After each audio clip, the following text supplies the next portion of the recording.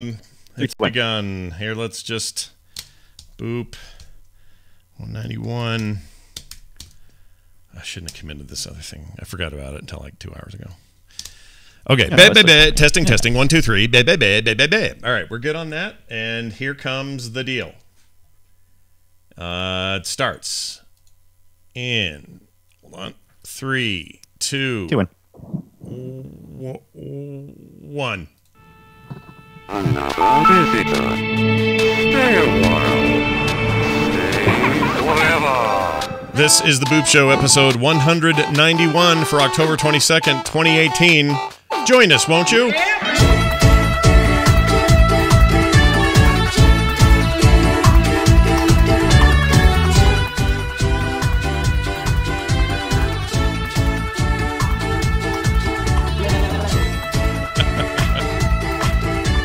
I could watch you do that all day. Hey, everybody, welcome back to the Boop Show. Brian Dunaway over there dancing. I'm over here sitting, and it's time for us to do another show. Thanks for tuning in. People who are here live, maybe those at home.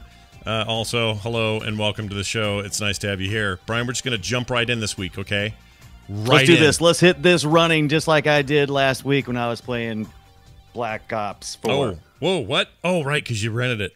You rented it from the thing. We talked about that, didn't we?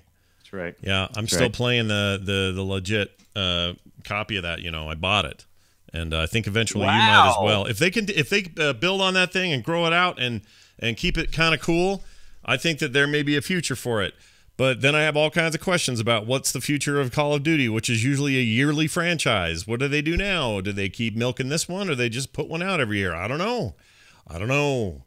But we're gonna Treyarch was mighty sneaky. That was like, hey, you know, we should do something different this time. Something that requires us to be here all the time. Yeah, it kind of messed up things, but we'll see what the future holds for that franchise and more. Treyarch. See, my video's quiet again, isn't it, everybody? What is going on? Hold on. There. Oh yeah, there it is. Oh yeah, there it is. It's still quiet when it's louder when you're on. Then I don't know. I don't get it. It doesn't matter. It doesn't matter. We're doing a show with or without it. I don't care. Freaking F it. Let's get right to it. You can hear me? I don't care. We're doing a show anyway. Scott I went a little nuts this week for space games. Now, you know I like a good space game, right? We've talked about this.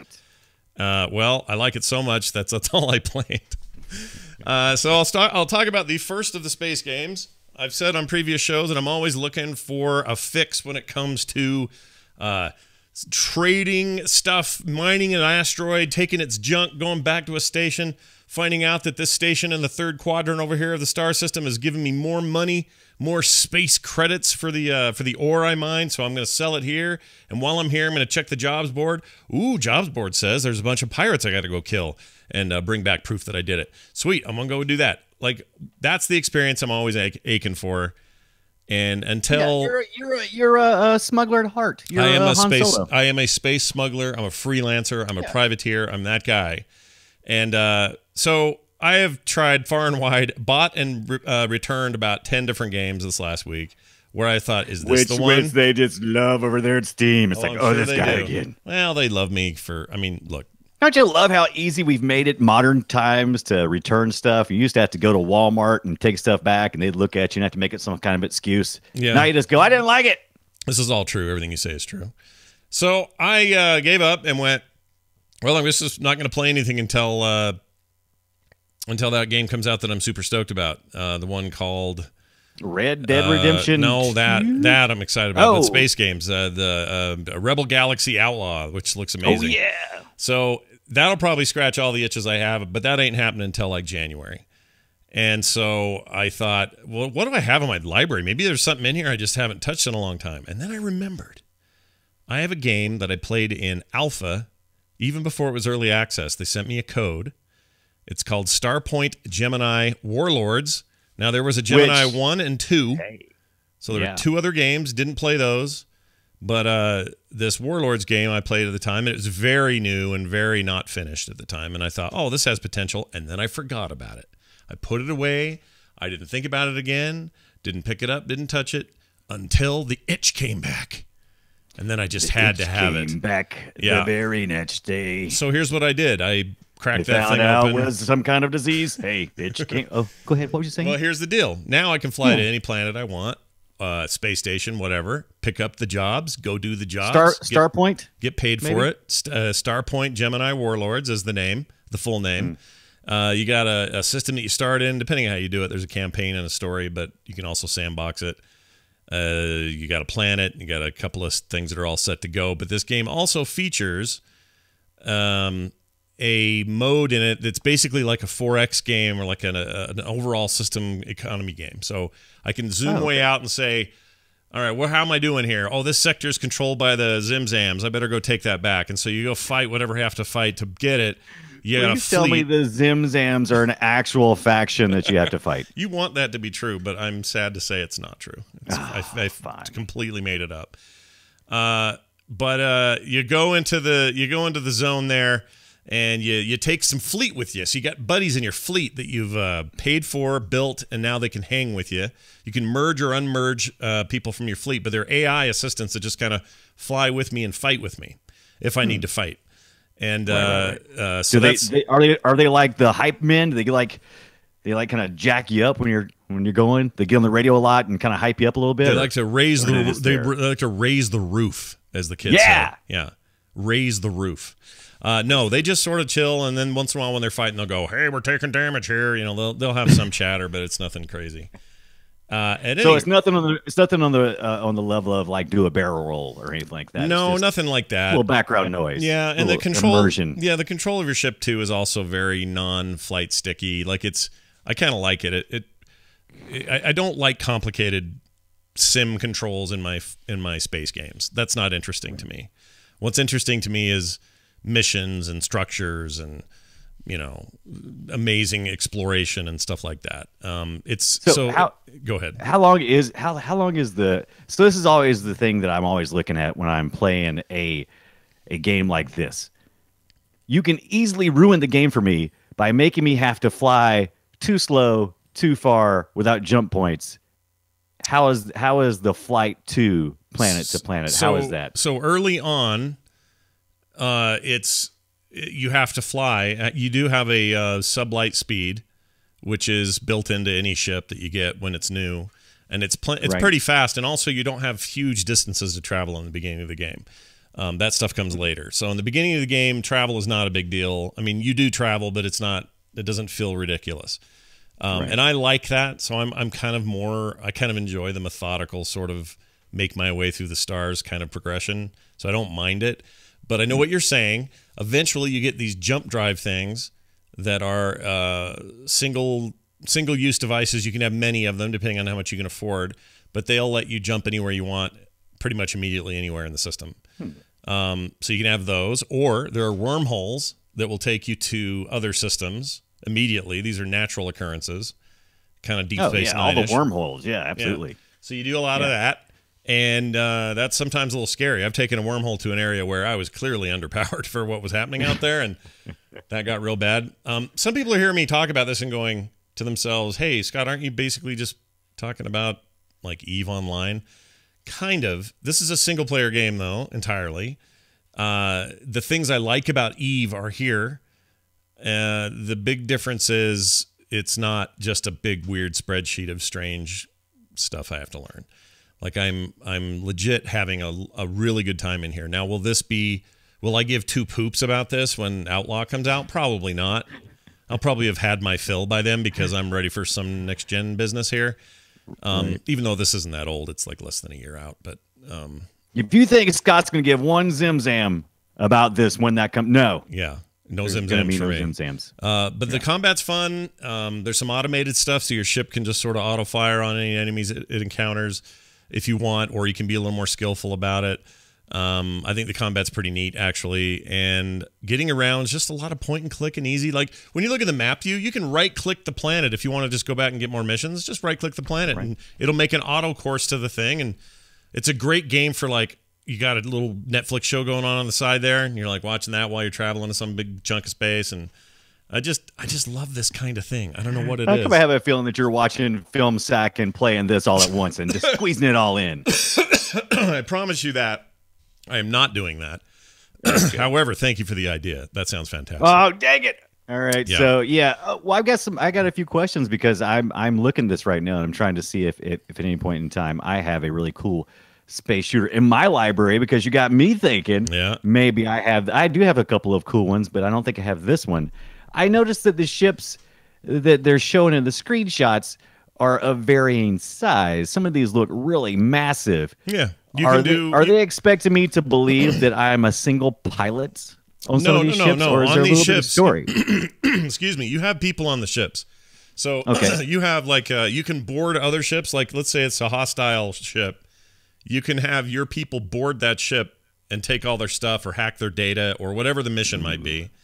Kind of like pirates. Yeah, basically you can pirate them, come aboard, take their poop, come back. There's a whole bunch of stuff like that. Not just the other ships, but like space stations or outposts and stuff. You can board them and take them. So you do have this figurative crew, but it's not like you're walking around with them and talking to them and stuff. You're just, they're just sort of there. But you can have everything from a small fighter ship to like a giant frigate monster class, freaking huge ship, Battlestar Galactica size thing, if you want, and you can buy everything in the game. So it's a bit like Eve in that way. You can buy whatever you want in your fleet. If you die, you just go back to your last save point, unlike Eve, where you lose everything. And it just is fun. It's great. It's a good space game, and I really like it. I enjoy it, and I don't. It's Discovery. If you're not already into these things, then this isn't going to do anything for those people. But if you like the stuff I've described here and in previous weeks, I think it's a real good time to be had. I just discovered I do have Starpoint Gemini 2 Oh yeah. in my so I must have got this in like a Humble Bundle or something, and I see it. It doesn't look as cool as Warlords, and it was released about 3 years prior to this. Yeah. But Graphics aren't as good, but it might be fun. You might try it out. maybe I tease it. Maybe I tease it to see, because at $34.99, I didn't get my copy of Warlords for free, so I might have to think about it before I buy. Yeah, it's still relatively current game, so it's kind of priced but it accordingly. looks amazing. Yeah, it's really cool. I like it a lot. It also, I should mention, it is pretty. It does all that stuff right. Space looks good. Ships look good. Explosions look good. All that stuff looks good. And I just love, like looting an old ship I just blew apart. And there's just something about that loop. It just gets me, and I'm sort of all in on it. And I've been craving it so bad. And honestly, I've tried a bunch. And this one, while in some ways this is super generic, they're not doing anything super special here. It's absolutely that thing that I needed at the moment. So that's what I did. I enjoyed it. You might as well. Again, that is Starpoint Gemini Warlords, available now wherever you get it. I don't know if it's on consoles. I know it's on Steam, but I don't know about anywhere else. Yeah, it's on Steam. That's where I saw that. The voice acting is ridiculous. I did want to mention this. In the single player mode, there is a big single player mode to this game. In that mode, it's bad. Like the dudes you talk to are like, "Commander, I believe there's something. Oh no, they've boarded it." Like, it's a lot of that, just B-level dialogue, and you can tell that was not where they spent their big effort on the game. It's okay though. I kind of enjoy it. I'm not going to complain. But the gameplay's really good. All right, Brian, let's now talk about your first game of the day, which appears to be Friday the 13th again. Well, see, we had discussed Friday the 13th prior in another episode of the Boop Show. However, it was just because they had just released it as a downloadable once you get to the PS Plus for October. Yeah. So I was like, yeah, I'll add that to my library and then I'll play it. And I did launch it. Remember, I said I kind of just looked at it for half a second and I'd have more to say about it. Well, I got more to say about it because this past weekend I got to sit down in earnest and sit down with Friday the 13th on my PS4 and and so I learned some things while playing a long night at Camp Blood. By the way, there's a lot of if you're a Friday the 13th fan of the movies and you've been waiting for an amazing game, this is what you got. All right, how about that? It's not going to be good or bad. I think this game. That sounds not great. What you just said, how you explained it, sounds like that may not be great. It's not okay. So so the things that I usually look for in a game, I'm just when it's like brand new game, never seen it before. Some of the things I'm looking for is how are the graphics? How is the gameplay? Is the world well built? Is it fun? And all those kind of things. Let's just say about the things they failed at. The visual, the graphics, the graphics not good. Yeah, Not they good. look a little stiff and rigid and not. Yeah, Unreal Engine in this thing, and it doesn't look great. But I can kind of forgive it because it's a horror game, and most horror games are mostly played in the dark. So Yeah, but if it's an Unreal 4 engine, that's the Yeah. most beautiful engine on the market. They should have squeezed more out of it than they this. totally should have. So I was trying to figure out and understand why they didn't put more into that aspect of what could be a beautiful game. It is gritty and dark, and the theme could have been so much better. But it seems like they went with this kind of like they almost wanted to meme this thing or something, because whenever you go into a new area, when you play you don't really play levels, but when you start a new round, it starts usually with the location, which is one of the many locations in the Friday the 13th movies, and there's usually a quick cutscene of action, Jason showing up and murdering a teenager. And every time there's this guy that kind of like whips around and goes, "Ah!" And he's got this mouth of black teeth that just are poorly rendered, and his face is all goofy. And it's a great thing to look at as far as just, oh my God, what am I looking at? It freaks you out. It really gives you a freak out moment. But Yeah. it really felt like they were trying to push people to meme it or something, like it was intentionally ugly to create that. I may be wrong. I may be wrong, but it felt very much like that. Now, you notice Yeah. I did say at the beginning that it's a long night at Camp Blood. I learned that from the game because there is a mode in this game that you can go and just read. You can hit one of the cabins and you can kind of walk around and do kind of a virtual tour, and it's like all these interesting facts about the movie. And so I learned a lot there, and I spent more time there probably than actually playing the game. Ooh, Jason's supposed to be. because, Is he supposed to be an old guy? He's got like old gray hair in the back. Is that what that is? Or am I looking at his Well, head wrong? is that the sack? That may be the sack. Oh, Remember, yeah. It wasn't until part 3 that he picked up his hockey mask. Yeah. So you may be looking at the sack. So That might be the sack. You're looking underneath. at Jason's sack. Yeah, I'm looking at Jason Voorhees' sack. He just took a lady and dunked her head in a hot boiling pan of water and ended her existence there. Yes. That's no good. Some of the kills are more fun than others.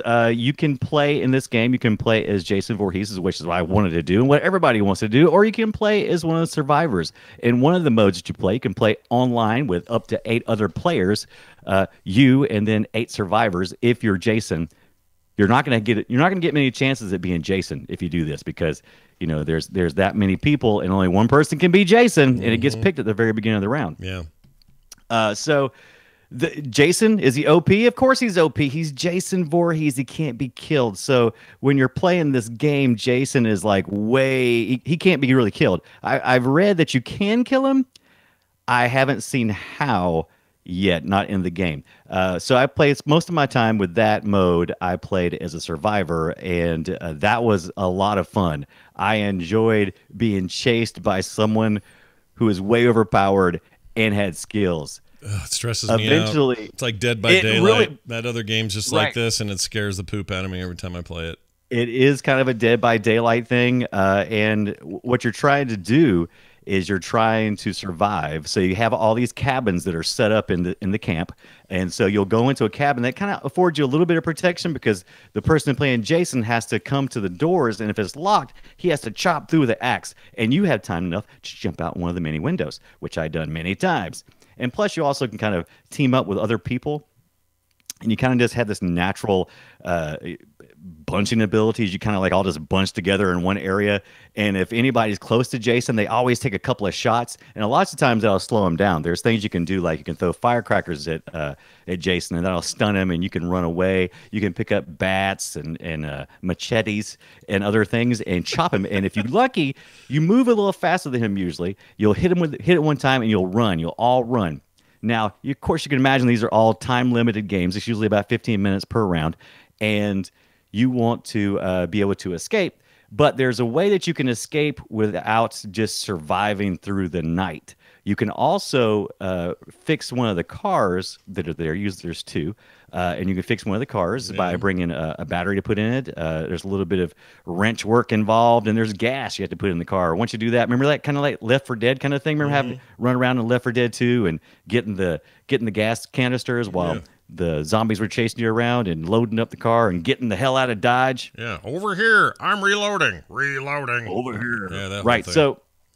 So it's the same kind of idea. So what you do is you get in the car. However, the car breaks down a lot while you're trying to escape. And the path is like, it seems like forever. It's like, I'm never going to get out of here. And you think when you're in a car, you can easily outrun Jason, but you can't because Jason has 4 powers.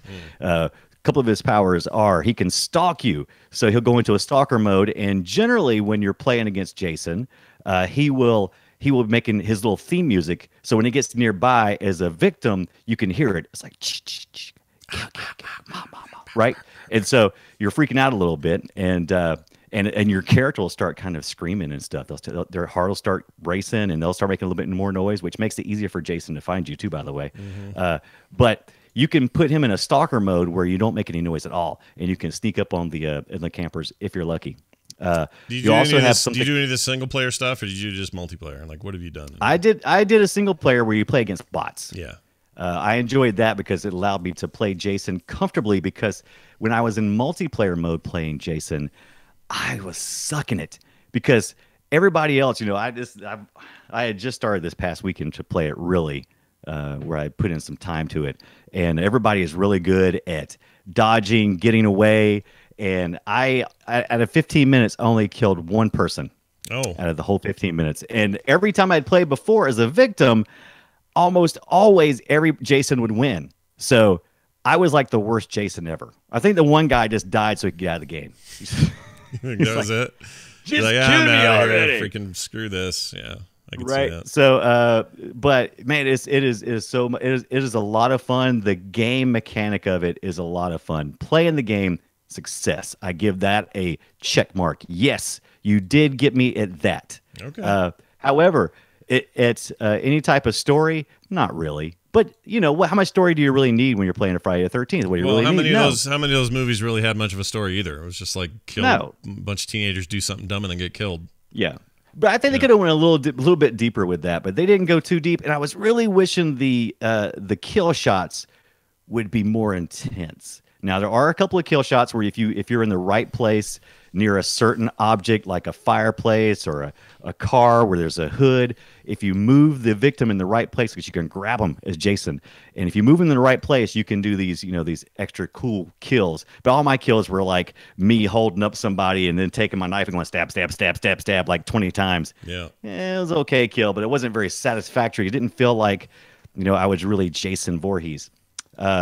So I feel like some of that stuff kind of fell a little bit flat. The graphics not that great, but the actual playing, but it's a game mechanic, and I've seen other games do it better. But I do like the fact that I'm in this world of Friday the 13th, which I grew up watching. I've seen all the films, and I've just had a really good time with that Here's stuff. the deal. This game would be for me would be an absolute must get if they forget about the Dead Till Daylight or Dead by Daylight gameplay. Forget about all that stuff. Forget about the multiplayer for a minute. If they would have just made a really solid Hitman or who's the other stealth guy with the who am I thinking of? Oh, the guy. I know what you're talking about. No, I have no Oh idea. my gosh, Splinter Cell. That's it. If this was like Cell. if these played like a Splinter Cell game where it's I'm the serial killer and I'm hunting around looking for my targets and I can't be seen, or if I may walk into one of their traps if I'm not careful. Like, make a really well thought out stealth action game. I would be I really feel like in it, dude. I feel like this game would have really benefited from a single player story mode where some of where people who are just getting into Friday the 13th or haven't ever seen like the first and the second one, because there's a lot of references to Jason's mom in the game.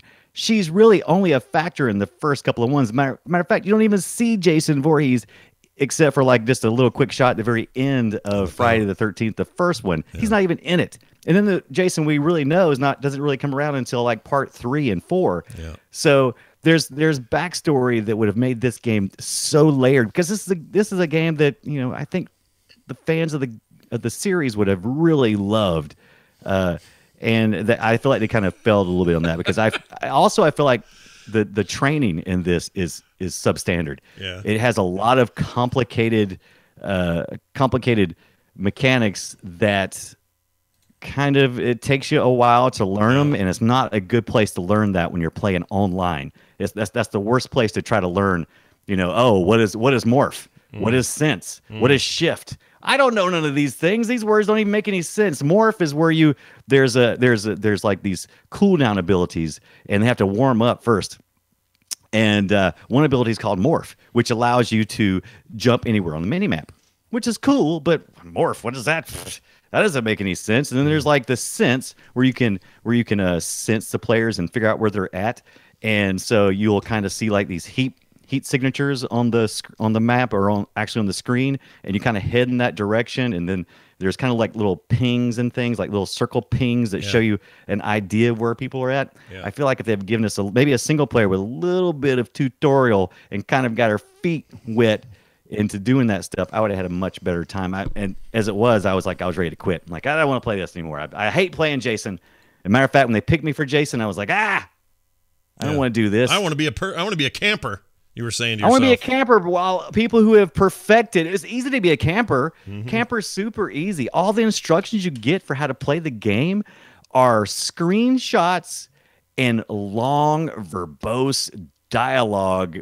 Not even dialogue, just instructions. So there's like a whole menu selection. You how to play, and you click on it, and it's like, here's a screenshot of Jason that really doesn't mean anything, and here's a bunch of text to read. Sure. Next page, here's a screenshot of Jason and a bunch of text to read. It wasn't very organic. So people's complaints about this game, very valid.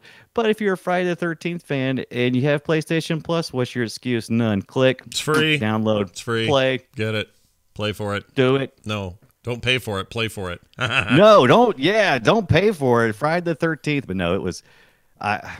I really wish it had really been something more. I enjoyed it somewhat. I still had fun. Well, let me tell you about another game in space, because that's all I played this week. Okay, space games. That's what I played. This one is another code that I got from a very small developer. In fact, I think it may be just one dude, unless you count the music.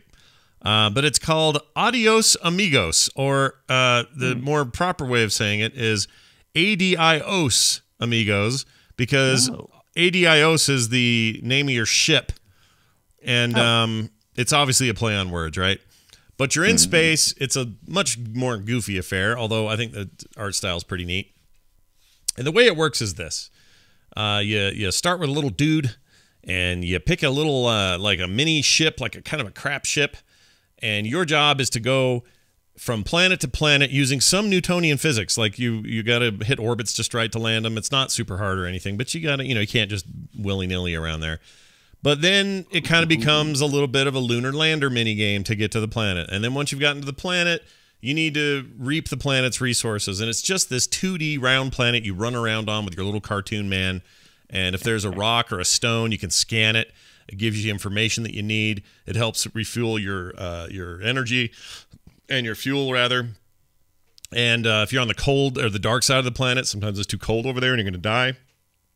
On the lit side, or the side with the light, it's warmer. And some planets are super toxic, so you don't want to be there very long.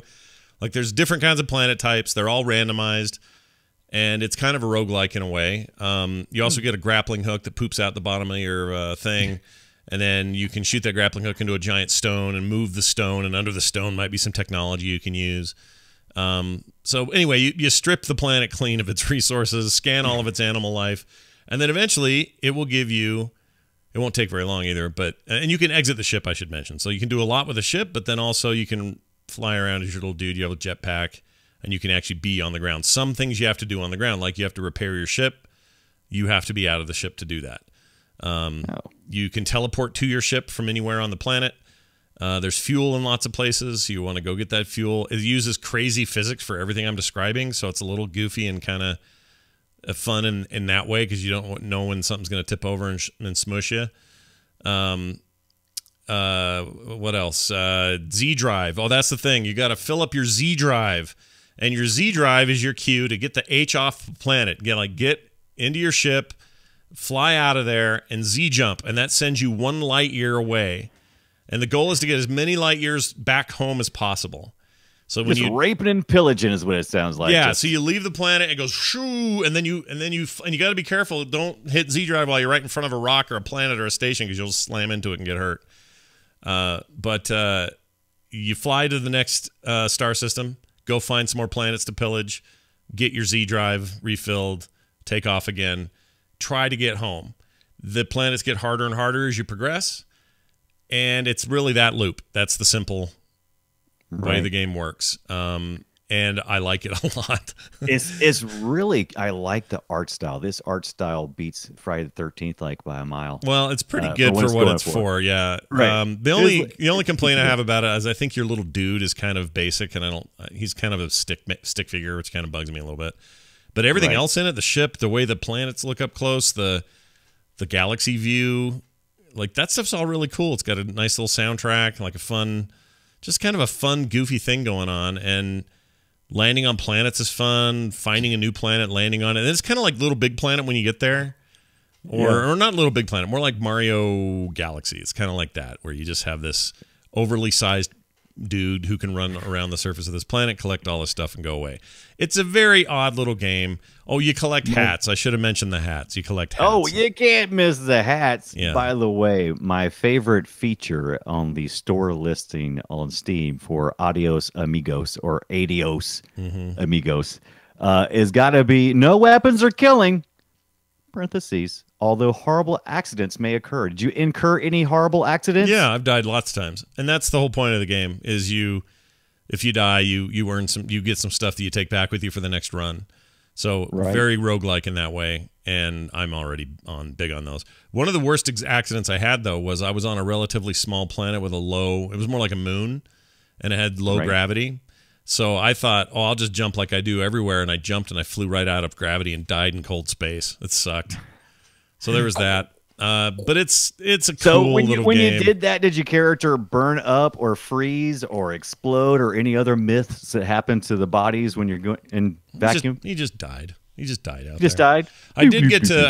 I did have a remote control. I could remote control my ship and try to find the body and get to myself before I died. Right. But I didn't make it. I I didn't tried really hard and it didn't happen. I'm not gonna make it. I've accidentally Z-jumped right into a planet before. That was a bad idea. Died that way. I landed on a planet that was basically lava, but didn't know it until I hit, and then I just burned to death. Like there's stuff like that. It uses actual like gravitational pull to so you can kind of shoot your ship where you want it to go, and it'll curve based on what part of the Right. galaxy. And so there's some interesting math Is being that, used. is it actual real physics? Like if you come to a larger planet, Supposedly, will it yes. have greater gravitational Oh yeah, pull? yeah, yes, for sure. That is absolutely true. But now, whether or not it's 100% accurate, I couldn't tell you. Well, I mean, I don't expect it to be. I'm not going to get my, I don't know, some kind of calculator out. So I'm not going to do that. But yeah, I mean, I was just curious if there was a consistency with the gravity. Interesting. I'm super impressed with it though. Just because Right. it's just you can tell somebody had a really fun idea and they just iterated on it and made a little game out of it. I think the And it's- name's super stupid. Like Right. if it were me, I wouldn't call it Adios Amigos. It'd be something way cooler than that because that just means nothing. Like what does that even mean? Right here. Yeah, it's Right. dumb. I don't like it. It should be a different name, but it's kind of adorable and It's not too kind of a late. I riot. mean, it's on sale right now. Week-long deal ends October the 29th. So if you've listened past that, you're going to miss the deal. But on Steam, it's $9.99. it's only $10 for this bucks. game. Oh my gosh, It's only get this 10 game. It's only $10, and you got a single player and a co-op and a local co-op. Yeah, you Share can split screen. you can have 4 of you all running around in there if you want. Right. You using your controller for this? Yes. What video I was just watching is some dude using his keyboard, and I think that's madness. I think the Yeah. controller. I would hate to play any physics game with the keyboard unless you like co-op. Well, Co-op. Yeah, but I mean, it's not so much that it's a physics game. It's just I don't know. A controller feels like it's built for turning a ship and landing a lander and moving a dude around. It's just better for it. Right. So anyway, Adios Amigos for the PC, available now for $9. It is absolutely worth your cash. I got it for free, so I should at least mention that, but I love it enough that I would pay for it. All right, tell me about Granny. What is Granny? Tell me about Granny. You haven't heard about Granny? I haven't Okay, heard so about Granny. All right, so this is how I got Granny. You want to hear how I got Granny? I was in see bed what one you night. did. I see what you did. You did the thing that we committed to do last week, which is these are all horror games. And I spent all my time in space. That's great. All space games. No, it's okay. It's okay. 'Cause we actually talked about either doing it this week or next week. So Yeah. I'm a big horror guy, and I love Halloween, and I love this time of the year. And I'll be playing scary games for the rest of the month. So you're solid. Just take a break from the space next week and find something scary. All right. So Granny. No, I I was don't in like bed. Granny. She just did a thing that freaked Right. me out. She jumped under I the was- bed. Okay. I Sorry. was in bed, and I was like, oh, I'm gonna play a few games before I go to sleep, and it's gonna pull up, and it's like, why are there like 3 or 4 new games on my phone? And Granny, that looks scary. The icon's got this scary Granny lady with like burning eyes. And so I'm starting to get kind of freaked out. I'm like, did somebody hack my phone? And come to find out, the next day I did find out that my 5-year-old nephew, who sometimes borrows my phone when I go over to visit, and he had loaded loaded Roblox. I'm like, why do I have Roblox on here? But the thing that surprised me was he had Granny on the phone. He loves this game. This game is scary as crap. It's one of those almost kind of like it's an adventure escape game. It follows the rules of the Five Nights, like the Five Nights at Freddy's, but it's a little more, more exploring. It's not like where you just sitting in one place. So you wake up in Granny's house with very little backstory other than you're supposed to avoid Granny. You have 5 days to get out of the house. She's pulled a whole one of those. What was the character's name in Misery? Oh, I don't remember her name.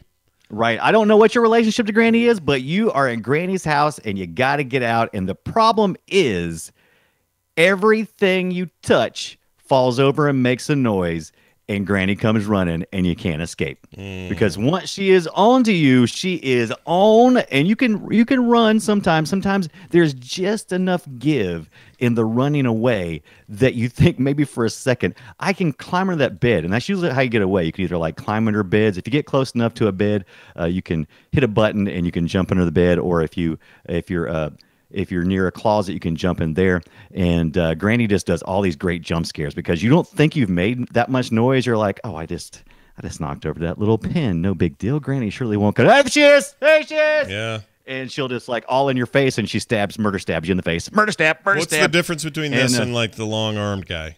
What's that called? The one we've been playing recently. Oh my gosh, why am I forgetting? You know who I mean. It's not a little big planet. I can see it. Slender Man is what I'm thinking. Slender Man. What's the difference between this and Slender Man? What's the difference? A big difference. Slender Man, you kind of encounter and he kind of stalks you slowly. She doesn't stalk you slowly. She literally runs through the house and she's making noise all the time.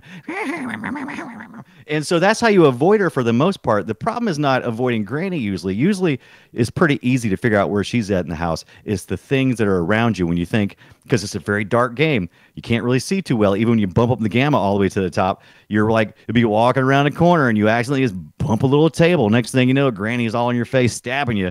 And so it's a lot. It's very nerve-wracking. And at first I was like, oh, no big deal. All I got to do is just get out of this one room, go down the steps, and exit out the front door. That's not even close. There's so much more. This little mobile game has a lot of exploration going on. And if you just try to play the game itself, you're going to fail. So what I did is there's like a tutorial mode, which isn't really a tutorial mode. It's an exploration mode. So what it does is Granny's out at the Winn-Dixie or wherever she goes to get her kill meals. And so while she's out, you can explore the house.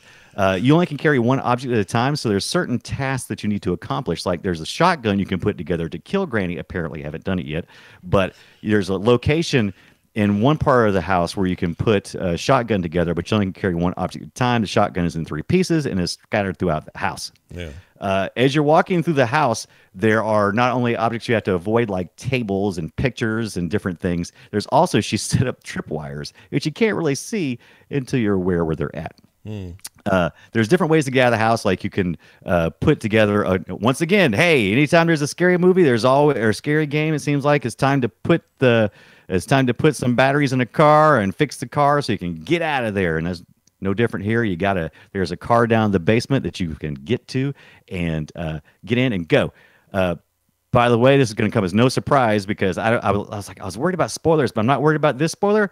If she does catch you, sometimes she just stabs you, but sometimes she'll take you down to the basement and she will chop your head off. It's very creepy. It's very creepy, and it's going to happen to you. So there's no spoiler. There's even something about the bad graphics that are making this scarier to watch.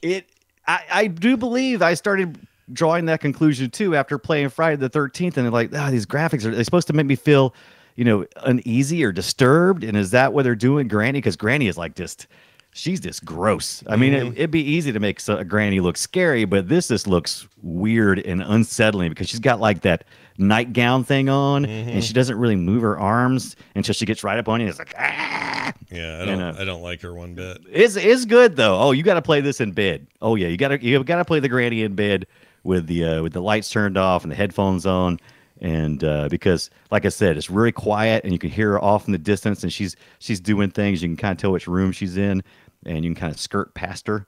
And sometimes it doesn't work out so well. But thanks, 5-year-old nephew who loves this game, Granny. Yeah, I'm not playing this. There's no way. Come on, no way. I'm not. I'm looking at this here. This is not. I can't play this. There's no way I'm playing this. This is terrifying, dude.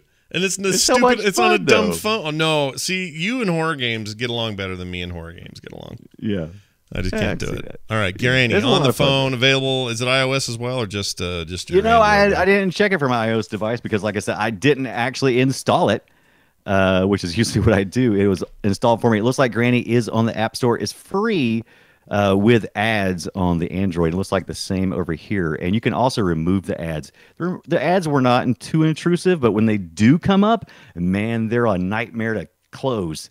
But they're okay. Plus, They're okay. it takes you out of it when you have It does. ads in games like It this. does.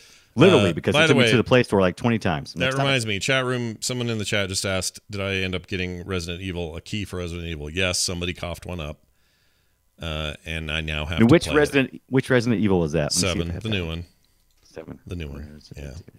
The scary one. The one that's scary. All the other Resident Evils aren't scary. They're just games. This is scary. How do I not? What? How You do I don't know not about... have any? How do you not I know don't about have 7? any well, I do know about 7, but how do I not have Resident Evil 7 or any of the Resident Evils in my Steam? Did I get them somewhere else? Well, I Does it paid make of sense? all the old Resident Evils. I just played on consoles, so I couldn't tell you. Right. But 7, Good old games. Good point. Good old games. I bet. yeah, probably. I didn't even think. I mean, RE1 was scary, but whatever. I played it with a friend of mine. It was like no big deal. This new one, 7, is freaking scary. That girl. Oh my gosh. I don't know if I can do it. I mean, I'm gonna have to because somebody coughed one up for me. I got to do it. I promised I would. But By the see. way, you should. Did you ever pick up Little Nightmares? Yeah, I have it. Oh, I'd love to hear your take on that. Did you Yeah. play it yet? No, but I have it to play. Oh, so good. I should play that. Don't you think? Oh, so good. Yeah, I should love play that that. game. Let me tell you guys about another game. Hey, guess what? It's about space. What? Get out of here. Yeah. So I like Endless Space. I like games like that. And I talked about Endless Space last week, and a bunch of people said, Scott, I can't believe you aren't playing any of these Galactic Civilization games. And I went, oh, wait a minute. I think I actually have that in my library. Why did I never check that out? So I went and looked it up. Indeed, I do. Galactic Civilizations 3 came out in 2015. It's the latest in this particular series. It is a 4X style, turn-based civilization style game. So if you played Civ, then you kind of know what you're in for. And you move your ships on hexagons, you build new ships, you settle planets. You can choose your victory conditions, like I want to win by dominating everything, or I want to win by just diplomacy, or I want to win because I blew everybody up, or whatever it is. You can do all of that, and that's great because that's what these games are supposed to be. And it's really good. I'm super impressed with it. In fact, it really holds up as well. Some of the DLC did a kind of an overhaul on the interface, which was a little rough in the beginning. At least I thought before I got the DLC, and I think that stuff's cleaned out nicely. They've supported it really well. It runs really great. Super into it. It's like a turn-based Star Control kind of. Oh, and someone in the chat asked if I ever played Star Control. I did play Star Control 2 back in the day. I've even played the newer one, which I talked about here on the show. Very different kind of game, though. Those are like almost RPGs, whereas this thing is like a big Civ builder. in space. So it's all about, ooh, a new planet I haven't occupied. Let's do what we have to do so I can go and colonize it and then take advantage of the rich resources it has and then build 8 more ships to go kill everybody with and whatever it is. Meet another factions, fight another. It's civilization. Good old-fashioned Sid Meier's Civilization, but in space. That's what it is. But isn't there already a Civ in space with Sid Meier's? Isn't that what he... No, they had that one called what was it called, you guys? The one where they leave Earth and go out in space. It's not Alpha Centauri, which is also a thing. Not Right. that though. The newer one. It wasn't received all that well because it was basically just Civ in space. Starships? No, it's a more recent. It's like 2015 or something. Anyway, this is not. Starships? No, that's not it. Beyond Earth. That's It's it. by 2015. No. Beyond Earth. That's it. Beyond Earth was okay, but it was just planetary stuff again, which is the same as Civ, and nobody wants to do that. This is like space. You're in space, man. You're building frigates and ships and science vessels, and you're flying all over space. It's got nothing to do with you on the ground. I mean, there's stuff on the ground, but it's all managed from not on the ground. Right. Like- So Civ games of any sort are always a huge time sink for me. So I'm always curious, and I head over to howlongtobeat.com, which is one of my favorite places to figure out how long it's going to take me to beat a game. On Civilization 3, Galactic Civilization 3, you're playing, the main story is 8 hours. I don't know how to calculate this. Yeah. But if you're a completionist, 138 hours. Oh, that's just you getting the content for the first time. It's like kind of infinitely replayable because you can do it in sandbox mode and just play. Right. You know, imagine the way you used to play, Age of Empires 2. Civ 5? No, like That's Age of it? Empires 2. Like you just want to have a big giant fight, and it's got nothing to do with story or campaign. You just go play. It's like that. You can do that. So you could play for thousands of hours in theory. Thousands. But that's true of all 4Xs. That's the whole point of a 4X genre Right. game. Like, I'm not even great this at is- these. I'm kind of bad at them, but I really like them. This is by far the most expensive game that you have suggested. It is weighing in at $39.99 on Steam for a game from 2015. But it has mostly positive reviews, and Yeah. it looks like it's still healthy. Yeah, people So, like it. There's tons of DLC, and that price may There's include some of that. I don't know. Right. And also, what you always have to look at, too, when you see a game that's this a little bit older, I always try to see what the health is on this. And it has recent updates, as recent as October the 1st. So the developers are still working on this thing. They're still active. So good life. Yeah, Like it. I agree. Our final game today is something called Remothered, which Brian is going to now talk about. Remothered. I picked this up on an Origin bundle. Don't have to have Origin the game client, but it's a Origins bundle. I picked it up on Fanatical. It's one of those bundle places sometimes to pick up games. I picked it up because it had Rime for the PC. Remember that? I played that Rime, yeah. I played that back earlier this year on the PS4. Yep. And I thought, pick it up. I noticed in my pack, I was like, I wonder if there's any horror games here. Sure enough, there was. Remothered Tortured Fathers. So you may ask yourself, what happens if you're playing a game that has characters that like they're from the 70s, which is supposed to be the time period this game is, and I go on a detective adventure where I play a character that sounds nothing like Jodie Foster, but looks just like Jodie Foster. The older, not the older Jodie Foster we see now in that what's that movie that she's in now where she's She's in a movie right now. I can't think of what that. yeah, would be. she's the curator, or she is the manager of the hospital for the criminals, and she takes care of people. And it's just like the John Wick thing where you can't you can't hurt anybody while you're there. It's against the rules. I have no idea what that is. I can't remember the name of it. I'm sure the chat room will remember and will tell me. Anywho, Yeah. I did play this Remothered Tormented Fathers for just a minute. I didn't play it as long as I wanted to because it's going to be a really deep intel game, because I'm telling you, there is so much reconnaissance about getting information that it is very verbose. There is a lot of language going on in this thing, and I'm like, man. She's too I just small wanna- for her van, though. I just want to point this out. She is way too small for her van. It's once again this is another one of those games. It's like it's a horror game, and it looks weird. And I once again, I think we may be onto something here that they intentionally make these games look weird. I'm not even sure which engine this uses, but it almost feels like Half-Life or something. It's weird, but yeah.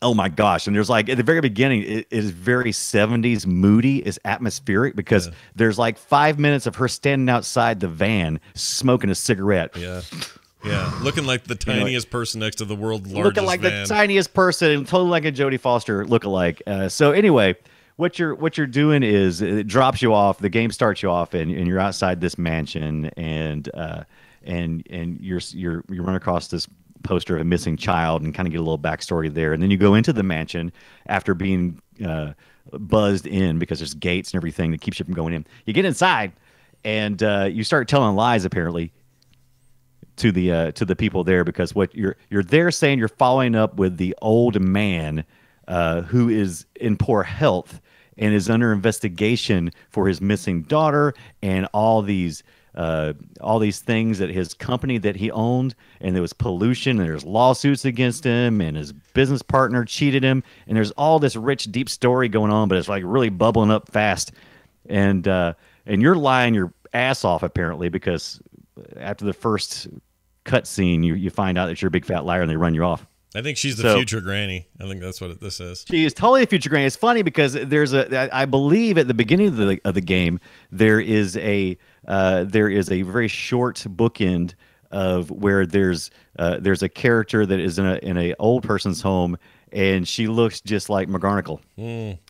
Great. It's weird. Yeah. So I don't. The character models all like characters from other movies, but they sound nothing like them. The voice acting is it's okay. Anywho, really escalates after the first chapter because I was like I'm so bored. Is it like so point? Bored. Tell me what are you doing though? Like, forget about the story for a minute. What are you actually doing in this thing? I'm telling you, you're literally walking as slow as humanly possible. Really, you are. You're walking really, really slow when you first start this. And like I said, I've only played maybe an hour. So the first part is all this huge layering of stories, and I'm like, oh my god, just come on, get on with it. Well, but the characters really get really interesting. Where I ended though was after the first kill, because you get in the house and it's like Granny all over again. When you go back to the second time, it's like Granny, except now it's Grandpa. And you're trying to find out what happened to his wife. You get in the house, you find out what happened to his wife. Then he chases you with a blade, and you try to sneak out of the house by tiptoeing and sneaking. And you get around these certain corners. All of a sudden, he comes running out and goes, and it scares the crap out of you. Well, I'm watching it, so let's hear some audio here. I got this going here. For you. Not only for your health, but it's also very expensive. She's talking about not smoking. She quit smoking. So oh, you do walk really slow in this. Oh, so painfully slow. And there's so much dialogue. Yeah, what's the... Ooh, okay, she's hiding from something. Oh, that's not discordant at all. Intentional. Ew! If you could... Oh, yeah, did you There's find an old lady Grandma? in there. Yeah, she's covered in moths or something. Yeah, all right. Like Locust or something. It's an odd, unsettling scene, and it escalates quickly. They take you in such a slow pace when you come in, but then it escalates quickly, and then there's like a lot of slowdowns and speed ups, and it's really effective at disturbing you. So I think I'm gonna go back and visit this game some more. And it looks like a lot of fun. This is something to really dig deep into. If you're looking for something quick and fun to jump in, this is not fun. Right. This is not a fun game. No, it doesn't look fun at all to me. But it is a really interesting and deep game so far from what I've seen. It may fall apart. Like I said, I've only played it for like an hour, and I picked this up for the PC. Remothered, Tormented Fathers is the name of the game. But if you're into like those detective thriller kind of shows, movies, might be for you. Quick, I need to fix a rumor that's blowing up in the chat real fast before we do our guess our Rumors. Games. Snake CL says regarding Diablo 4, apparently one of the rumor designers, Brian Holinka, just got taken off of it and brought back to WoW. Incorrect. I know Brian Holinka personally, and I know the story, and he was not on that team. He was on a secret project, but that wasn't it. Secret project. He's back to the WoW team. Yes, he was before that. He was in charge of PvP on WoW. That is incorrect. Do not spread rumors because it doesn't do anybody any good. Because if you do, Granny will come visit you. Yeah. We're gonna have time for Guess My Game. We're Yeah. gonna skip the news today. We're gonna skip news, but we're gonna do this. So watch this. It's a me, Mario. Brian, I'd like you to try to guess what this game is. I'm gonna play it. It's old. See if you know. Here you go. You will be saved for into space cadet.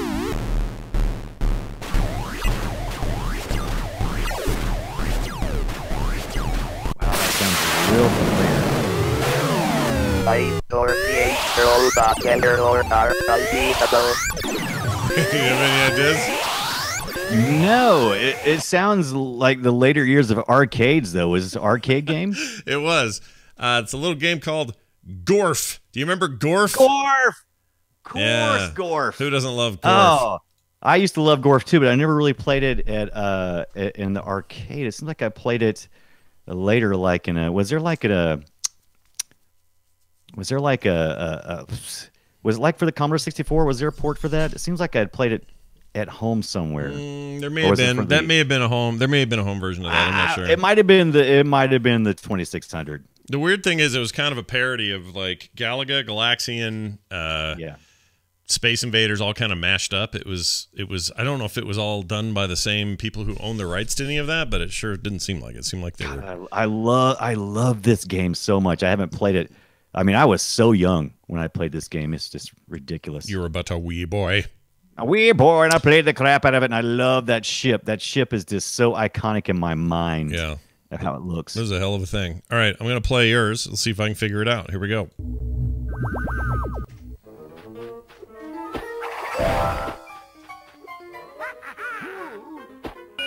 Very good again.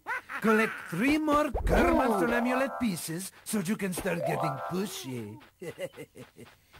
I have no idea what this is. Hold on. This is one of those games you either played it or you had no clue it even existed. How? Give me an era. When was this out? This is originally released in October the 20th, 2000. Okay. It is a horror themed game. Okay. It's not necessarily horror, but it does have elements of classic You only need characters 2 of more horror. pieces of the Kermonster amulet. And it was for the PlayStation 1 is where I played it. Oh! This is Stubbs the Zombie. No. No, that was a very good guess. Very good guess indeed. Let's see if anybody in the chat room has even come close. Yeah. No, because like I said, you would either know this because you owned it and you weren't exactly proud of it, but you liked it. You liked it, okay? You know. You but weren't you weren't proud gonna of go. it. You weren't gonna go tell your friends, "Hey guys, if you play blah blah blah." No, do you surrender? Wait, was it Mickey Mouse's? What was that called? They kind of had a Halloweeny themed Mickey Mouse game. Is that it?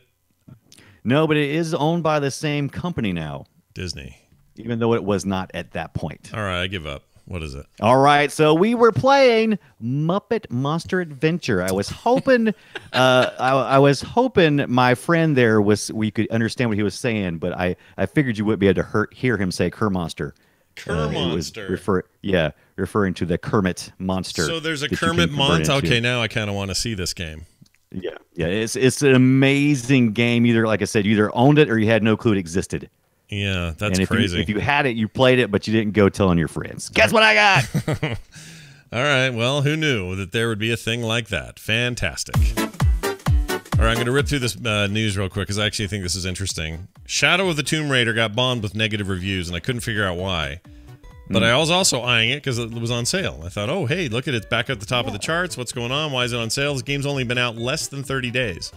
Well, it turns out it's getting negative review bombed because it's on sale in less than 30 days. People who bought the game initially are pissed. 34% off. 34%. Somebody else says 50. I don't know why they can't get the numbers straight.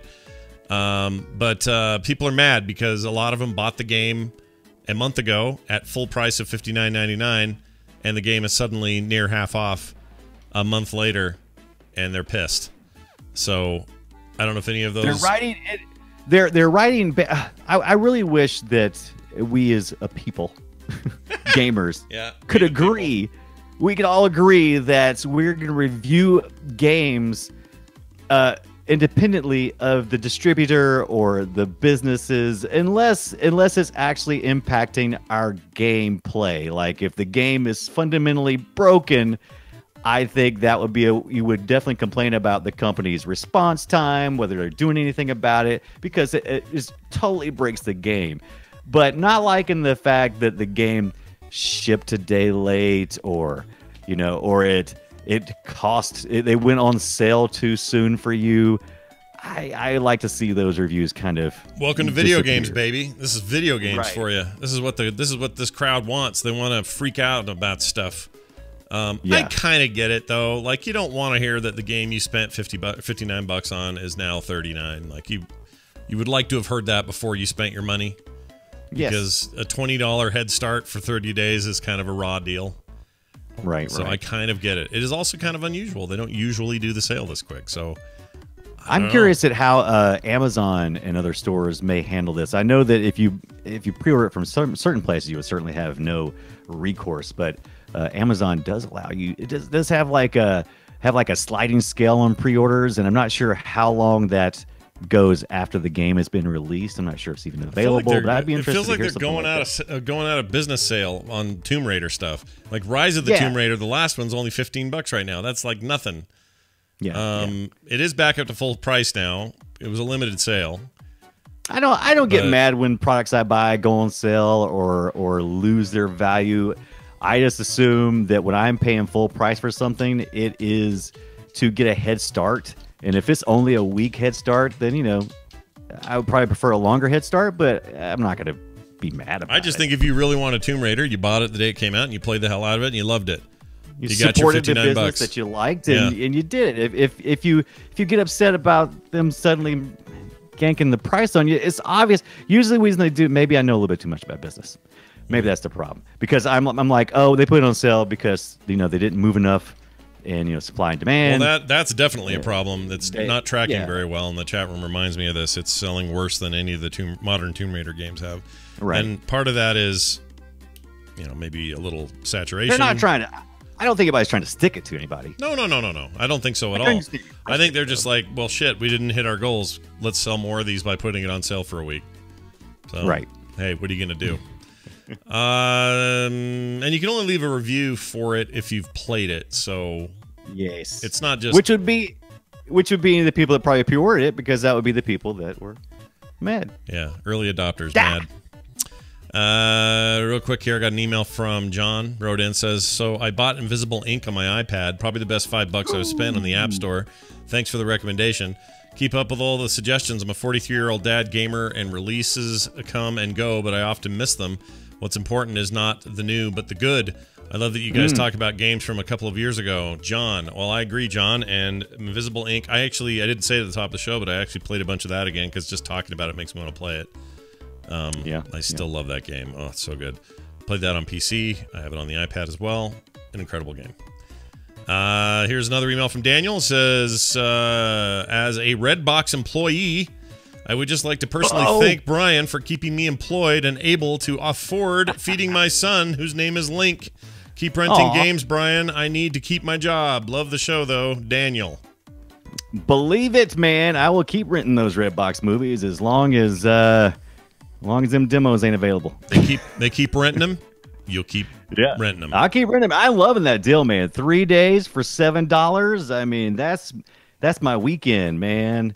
Rent is a funny word, isn't it? Because they can rent them to you, and you can rent them from them. So you're both renting them. That's weird. Renting. Yeah. It is weird. Because buying and I like selling, it. there's buying and selling, there's running and walking, there's, all these other ways of saying it where you have to differentiate it. But renting, it's like, they will rent you a movie. I will rent a movie. Isn't that weird? Renting will happen. Rent. It's weird. You know what else is great about Redbox? What? Space is at a premium in those little units, and they often, if you're paying attention while you're going through, don't forget to check their buys as well. Like you can buy the used games, and especially if it's a game that was kind of cool for you but didn't really rent out that well, could pick up some really cool games for real cheap, like $5 lots of times, or somewhere at least under 20 usually. Simply Squared in chat says same with leasing. You can lease things, Yes. and you can also have things lease to you. Lease, and then you can lease your dog. Yeah, it's a leash. double way word, or however you want to say it. It's going to do it for the show, everybody. Frogpants.com/BOOP is the website. Go there, be there, have your fun there. Boopshow@gmail.com is our email address. You can send emails like John and Daniel. And if you want to find us on Twitter, we're at BoopShow. We also have a Reddit page, boopshow.reddit.com, and sometimes we pull from there for our news stories and other stuff, so do check that out. It's going to do it. Brian Dunaway, anything going on with you want to mention? You good? Man, I can't wait to play some more scary games. If you follow me on Twitter at the Brian Dunaway, like Scott said, if you think of a cool scary game, let me know. Ooh, I like what you're selling there, buddy boy. Mm-hmm. That's going to do it for today's show. Thank you all for being here. If you enjoyed it, well, I got great news for you because we'll be back next week to do this more. So check us out on the web, frogpants.com/boop. It's going to do it for us, for me, for Brian, for all of you. We'll see you next time.